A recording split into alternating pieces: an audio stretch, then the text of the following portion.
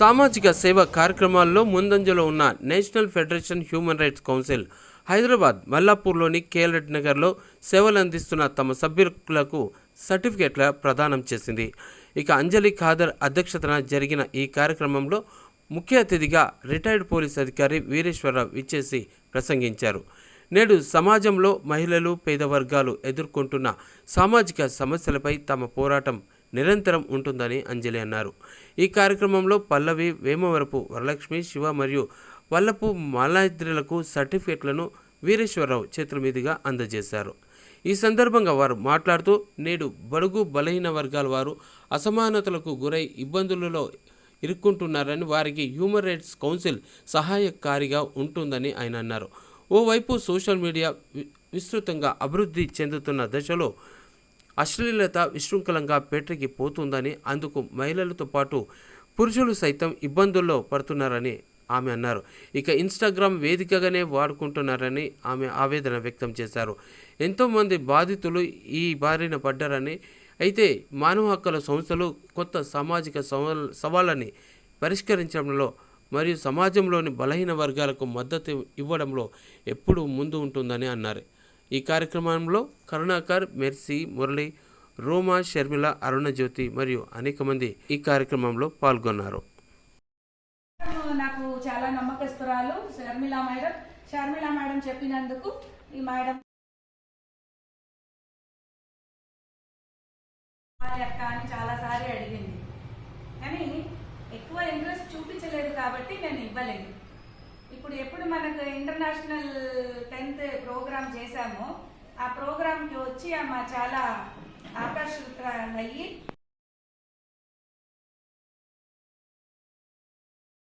అలాంటి ఇల్లీగల్ పనులు చేస్తున్నప్పుడు ఈ ఆర్గనైజేషన్ ఎలాంటి సపోర్ట్ ఉండదు, ఇమీడియట్గా రిమూవ్ చేసేస్తాం. ఓకేనా?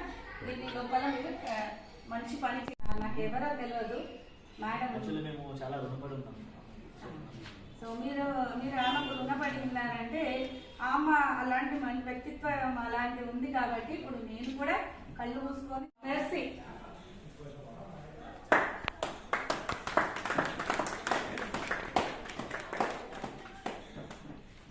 రండి సార్.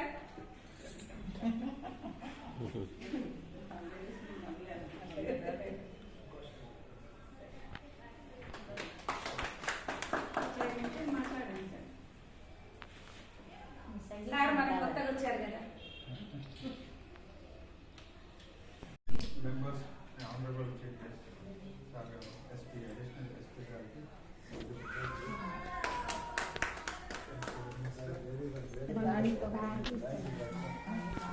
సార్ శ్రీనివాస్ సార్ కొంచెం ఇక్కడ చేయండి.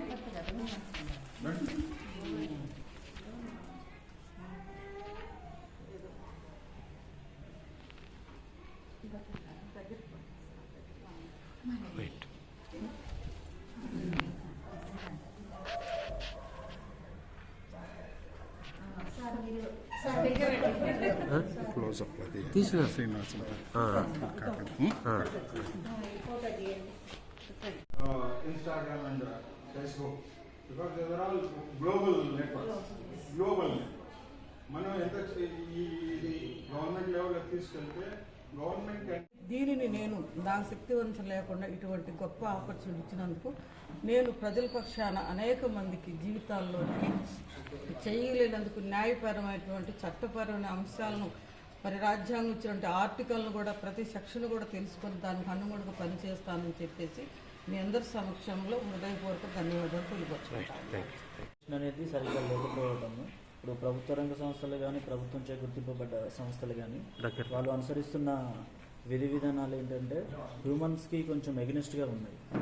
అంటే కాన్స్టిట్యూషనల్ ఇలా చేయమని చెప్తుంది ప్రభుత్వ రంగ సంస్థలకు కానీ, ప్రభుత్వ రంగంతో గుర్తింపబడ్డ సంస్థలకు కానీ వాళ్ళు ఏంటంటే ఉద్యోగ ఉంది అని చెప్పేసి అహంకారంతో ప్రవర్తిస్తున్నారు. ఇదంతా చూసి ఇప్పుడు చెప్పాల్సిన వాళ్ళే ఇలా ఎందుకు చేస్తున్నారు, తర్వాత తరం ఏమవుతుంది అనే ఉద్దేశంతో నేను ఈ హ్యూమన్ రైట్స్లోకి రావడం జరిగింది. సమాజానికి ఇబ్బంది కలుగుతుంది. సమాజంలో ఉండేటువంటి పసిపిల్లలు కాదు, పెద్ద వయసు అయిన వాళ్ళు కాదు. ఇంతకు ముందు చాలా ఎక్కువ వరకు టిక్ టాక్ ఉండే, టిక్ టాక్ తీసేశారు. ఫేస్బుక్ ఉండింది, ఫేస్బుక్ లో దారుణంగా చేసేవాళ్ళు. ఆ ఫేస్బుక్ కూడా ఇప్పుడు తగ్గి, ఎప్పుడు కనుక ఇన్స్టాగ్రామ్ యాప్ అనేది ఎక్కువ స్ప్రెడ్ అవ్వడం మొదలైందో అప్పటి నుండి ఇన్స్టాగ్రామ్ లో ఫేస్బుక్ తగ్గి ఇన్స్టాగ్రామ్ కి వచ్చారు. ఇన్స్టాగ్రామ్లో అంటే ఇన్స్టాగ్రామ్ ఉన్నది అని అంటే ఒక ఉపయోగపడేటటువంటి కార్యక్రమాలని పెట్టుకోవాలి. ఒక బిజినెస్ చేసే మహిళలు ఉన్నారు, ఇంకా మంచి మంచి మెసేజ్, సమాజం కోసం మంచి మెసేజ్ ఇచ్చేటువంటి పర్సన్స్ ఉన్నారు, పెద్దలు ఉన్నారు. ఏదైనా అన్యాయం జరిగినప్పుడు మన కంట్రీలోనే కాదు, మన స్టేట్లోనే కాదు, అదర్ కంట్రీస్లో కూడా అన్యాయం జరిగినప్పుడు ఫేస్బుక్ ఇన్స్టాగ్రామ్ ద్వారా మనకు ఎక్కడ ఏం జరుగుతుందో అని దాన్ని తెలియపరుస్తున్నారు. దాని గురించి మాకు సంతోషమే. అట్ ద సేమ్ టైం ఇందులో ఉండేటువంటి ఫ్రీడమ్ ఉన్నటువంటి మహిళలు, వాళ్ళకి నాకు అర్థం కావట్లేదు సార్, వాళ్ళకు ఫ్యామిలీస్ ఉన్నారా, వాళ్ళ హస్బెండ్స్, వాళ్ళ పిల్లలు, వాళ్ళ అత్తలు, మామలు, వాళ్ళ పరివేష్ ఎలా ఉంటుందో నాకు అర్థం కావట్లేదు సార్. చాలామంది మహిళలు చేసేటువంటి పనిలో మగవాళ్ళే కాదు, చిన్న చిన్న పిల్లలు ఆకర్షితులయ్యి బలైపోతున్నారు.